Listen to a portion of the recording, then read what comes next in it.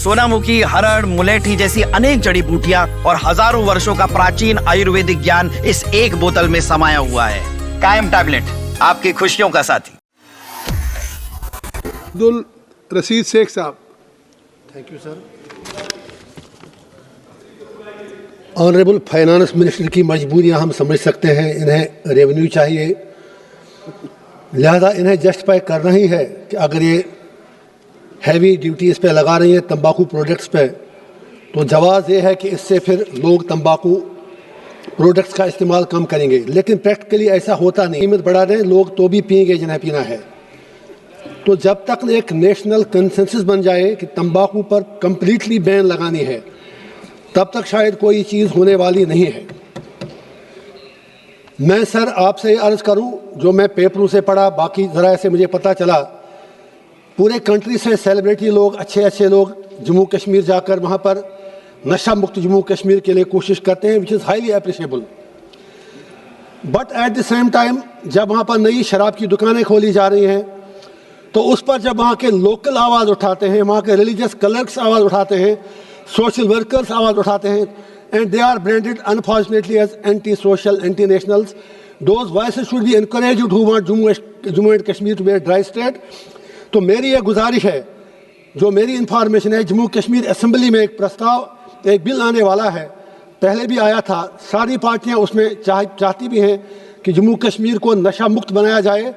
तो मेरी ruling party से खास तौर से गुजारिश है, जो हमारे वहाँ पर LG साहब हैं, बाकी लोग हैं, उनसे ये कहें कि अगर जम्मू कश्मीर को वाकई जन्नत बनाना है, तो वहाँ वो ड्राई स्टेट बनाना चाहते हैं, शराब, नशा, बाकी चीज़ों पर बैन लगाना चाहते हैं, तो उसका सपोर्ट होना चाहिए, ताकि बाकी स्टेटें भी, जैसे बिहार में हुआ, बाकी स्टेटें भी एक क्यों लें J&K से, तो वो बहुत बड़ी मेहरबानी होगी। और बाकी जहाँ तक ये सवाल है कि हम जितना इसका मतलब ड्यूटी बढ़ाएंगे, टैक्स बढ़ाएंगे, लोग कम इस्तेमाल करेंगे, मेरे ख्याल में वो सही नहीं है। और आमदनी से ज़्यादा जितना खर्च फिर इस बीमारी जो रिलेटेड है, मतलब टोबैको प्रोडक्ट्स पर, वो खर्चा उससे भी ज़्यादा है। फ़ायदा क्या है उस चीज़ का? लिहाजा जहाँ तक हमारी जो सरकार है, जो हमारे प्राइम मिनिस्टर साहब हैं, जो इनके मिनिस्टर्स हैं, ये सारे दावा करते हैं कि जो मोदी जी है तो मुमकिन है, मोदी है तो मुमकिन है, करके दिखाओ आज, हिंदुस्तान को नशा मुक्त बनाओ 2029 तक, हम तब आपको सल्यूट करेंगे। Thank you sir, thank you very much. 8 member of parliament, they have already spoken on this particular bill, and minister has to reply also. There are 2 member of parliament, so I think we will take only 2 minutes. Shri Rajkumar road जी।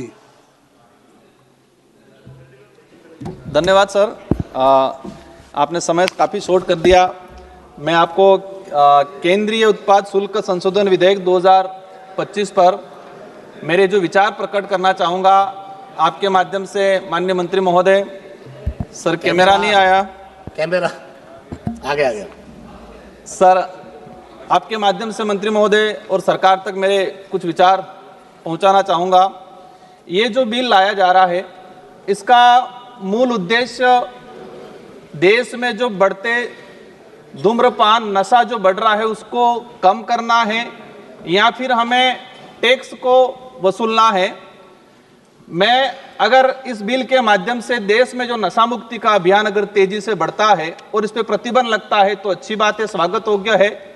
लेकिन इस bill की वजह से मैं चिंतित हूँ उन किसानों की ओर जो रात को, मतलब सुबह 4 बजे उठ के जंगलों में जाके तेंदू पत्ता कलेक्शन करते हैं, और तेंदू पत्ता कलेक्शन करके 1-2 रुपए की वो बनाते हैं, पैकेट बनाते, वो देते हैं कंपनियों वालों को। ये जो कानून लाया जा रहा है, उसका असर कहीं उन किसानों पे नहीं पड़े जो जंगलों में जाके, सुपारियों के बागवानों में जाके जो कलेक्शन करते हैं, इनके आमदनी पे इसका असर नहीं पड़े, उस बात से मैं चिंतित हूँ। मैं जहाँ तक जो समझा हूँ, हम देखते हैं देश में जिस तरह से धूम्रपान बढ़ रहा है, जिस आदिवासी दलित पिछड़े इलाके के अंदर जहाँ शिक्षा पहुँचनी चाहिए थी, वहाँ शिक्षा नहीं पहुँची है, वहाँ पर नशा पहुँचा है।